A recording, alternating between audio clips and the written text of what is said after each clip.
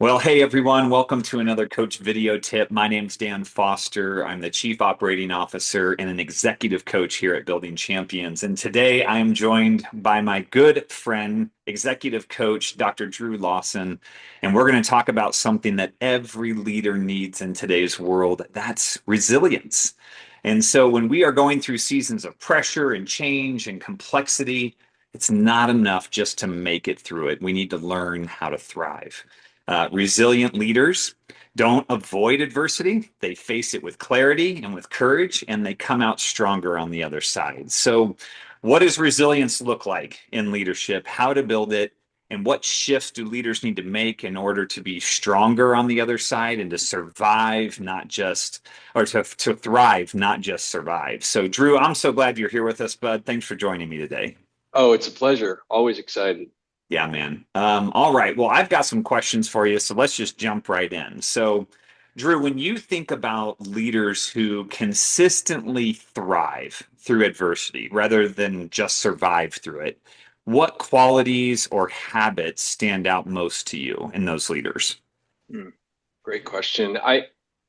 I think if you look at, I guess let's go to the building champions gears. Sure. If we think about the two gears, I think that question you're going to maybe hear, depending on your questions, the theme of the gears, because I think the gears are helpful in this context. Okay. The primary gear, the gear that drives all of great leadership, is the first gear. It's a Mm, yellow large gear. I have it up on my screen, and it's the idea of thinking, feeling, and believing. yeah. And that's going to drive the secondary gear, which are our actions, the behaviors people see in us, the results we can get, and the relationships we can forge. Yep. And so, to me, to kind of act, what are great leaders doing in that Hmm. sense? I think first they're feeling, Yeah. they're actually working on developing that awareness of, what's my feeling space? Yeah.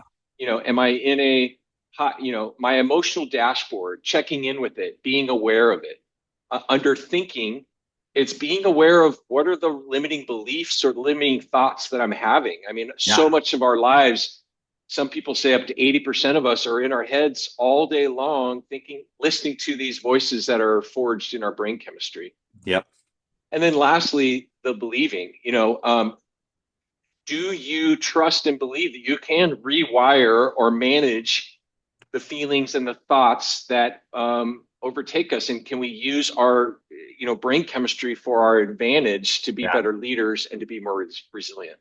That's great. And I love what you said there because I know when I go through seasons of challenge or uncertainty, and I know that I need to be resilient and work through it. You're absolutely right. I actually hear narratives in my head, whether it be my thinking about others or myself or my beliefs about where I'm finding my identity or what success looks like. All of that seems to all of a sudden come to the surface. And if you're not taking the time to really analyze those and evaluate them to see are those thoughts, those feelings, those beliefs, they're real, but are they true?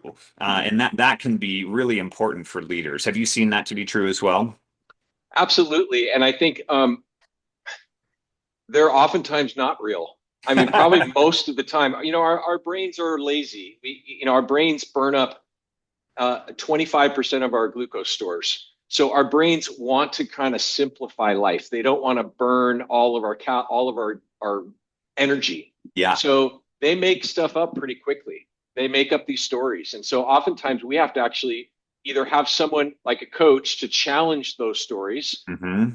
or we have to just in our own mindscape think, I actually don't have to follow that storyline that's Yeah. probably was forged unskillfully to keep us away from the hot stove when we were six. That's right. So That's yeah. right. So one of the things we talk about at Building Champions is how leaders can move from being reactive to proactive. So how do you help leaders make that shift from just trying to get through hard seasons to actually seeing challenges as a growth opportunity?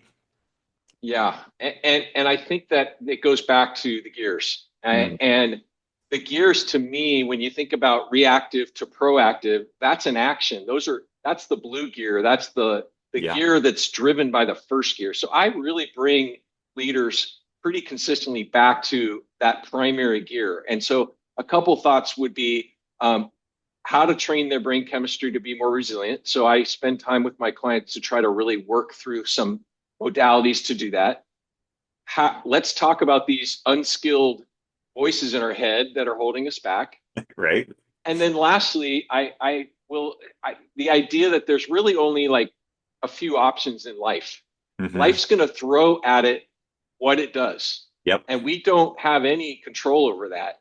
Yeah. But we do have a choice to make. We can either just go with that and live in that space, or we can say, what is the potential opportunity or gift with this thing that life threw at me? And I Yeah. think that's a very common a really great tool to Yes. work that shift from reactive to proactive. Yeah, I think, one of the themes that I've been having for myself this year is the idea of surrender.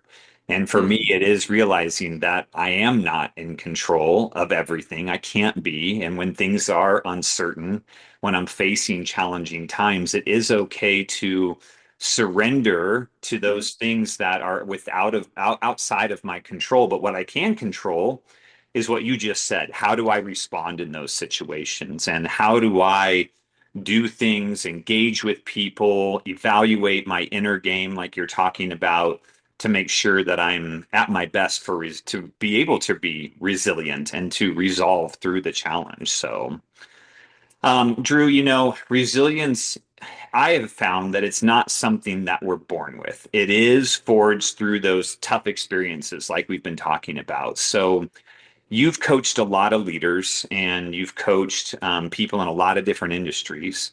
What are some of those common leadership crucible moments, if you will, or patterns you see that really help to shape a leader's resilience? I hear two questions embedded in that, so I'm going to tackle both. Uh-oh, So the I'm a first one is coach and I stacked two questions. no, Not no, good. no. I think that they kind of I hear crucible moments, which are Yep. oftentimes those identity disruptor moments, Yeah. where a loss happens or a failure occurs or something Yeah. really brutal happens in our lives. And it's if we have those moments and we can pause in those moments and, at some point, probably not immediately, but at some point start to look at, is there a gift or a learning or a Yeah. opportunity here? So that's kind of that first question. And then the second question are, okay, we're all going to have those moments. What are the patterns that I've seen in leaders that really Yeah. thrive or shift from survive to thrive in those Yes. moments? Yeah. Let's hear it. What do you? Um, well, there's a lot of things pop into my head, but I mean, I think um, mindfulness again, not to be a broken record, but training your brain chemistry. So working on those mindfulness moments.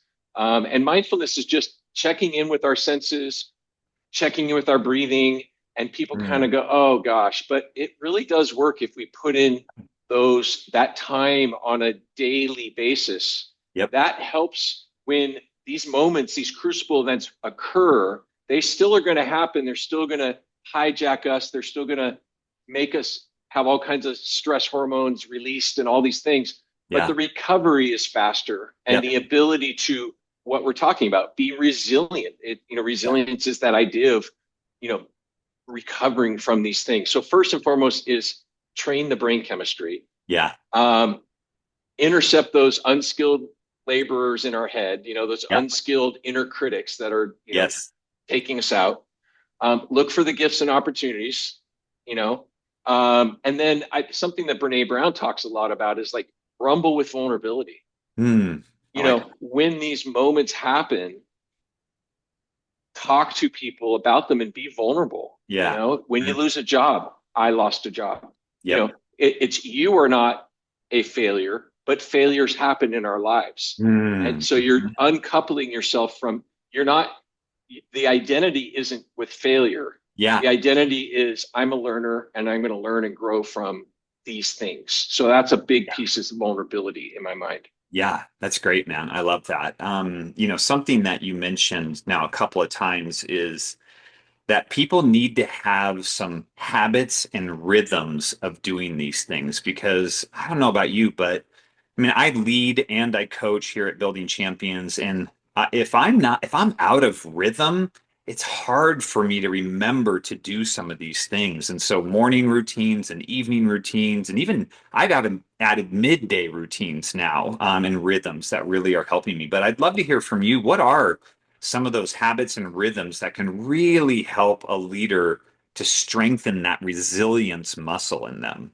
Yeah, and well said. And we all have our own, Hmm. types of those things. But I really think that, on the topic of mindfulness, it is being intentional, whether you need to set your watch every hour to chime so that you Yeah. know that's a moment to take a few deep breaths and get Mhm. connected to some sensory experience. Yeah. Lately, I've been like you at lunch. I've been actually slowing down and really savoring a meal and tasting Mm. everything in it.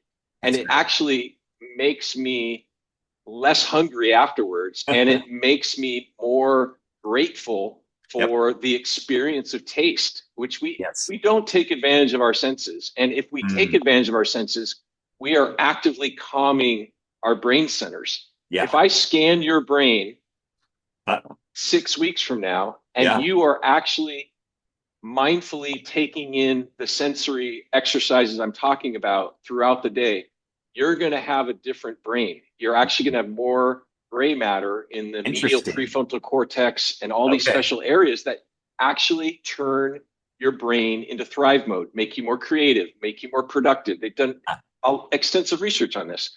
this is If great. if I in 6 weeks time you do that, the other thing that happens, interestingly enough, is parts of your brain that are activated and Mhm. reactive actually calm down and shrink. Hmm. So you're actually having like a muscle. You're developing Yeah. muscle in the right areas and quieting the muscles in the areas that we don't want them to flex. That's amazing. I love talking to you because you bring this physician, doctor side, medical research side of things to your coaching, Drew. And it is such a blessing for your clients and for your peers, to be honest, to be able to hear you explain things. And it just makes sense, bud. So I'm so glad that we got to have this conversation. Final question that I have for you. I know there's leaders out there that are watching this that they're feeling stretched. They're close to burnout, perhaps. What's just a simple mindset shift or a simple step that they can take this week to move towards thriving in the midst of chaos and uncertainty and just to help them with their resilience? Connect to yourself and connect to others. Mm, And I think the connection to self is, I'll tell on myself a little bit as a Christian. The God that I worship says I am. That's His mhm. name, and it's the idea of being in the present. Yeah. So that's all we've got Yep. at the end of the day. And so the exercise that I've talked about today is really about staying in the present. Yep. We've been given these senses for a reason. So use them, connect with the trees outside and just watch them. You really focus on the leaves or the wind or listen to the air conditioning. You They've done research. Microsoft did this on their subjects, I was going to say, but their employees. They put them on brain Mhm. patterns, and they found that if you have 5 or 10 minutes in between meetings and you're doing mindfulness, Yeah. you're actually making better decisions and you're more productive. So Wow. connect with yourself. Take the Mhm. time to connect with yourself with these sensory mindfulness moments and reach out to me if Yeah. want clarity. And then connect with others. Take the time to make the connections, lean into your relationships because those are always longitudinal studies, the Framingham study, and all these studies show that if you watch people that are happy and fulfilled in life, it's the ones that lean into connection with others. So those would be the two connection I love it, points. man. So simple. Thank you. Connect with yourself and connect with others. But awesome. Love it. Love it. Well, hey, if you're watching this and you're wanting to grow in your resilience or help your team, lead with steadiness and strength, we'd love to come along beside you. You've heard one of the awesome coaches that we have here at Building Champions. Dr. Drew can help you with that. Visit us at buildingchampions.com or connect with us on LinkedIn. We're here to help. Thanks for watching, and we'll see you next time. Drew, great being with you, buddy. Always a joy. All right, man. Take care.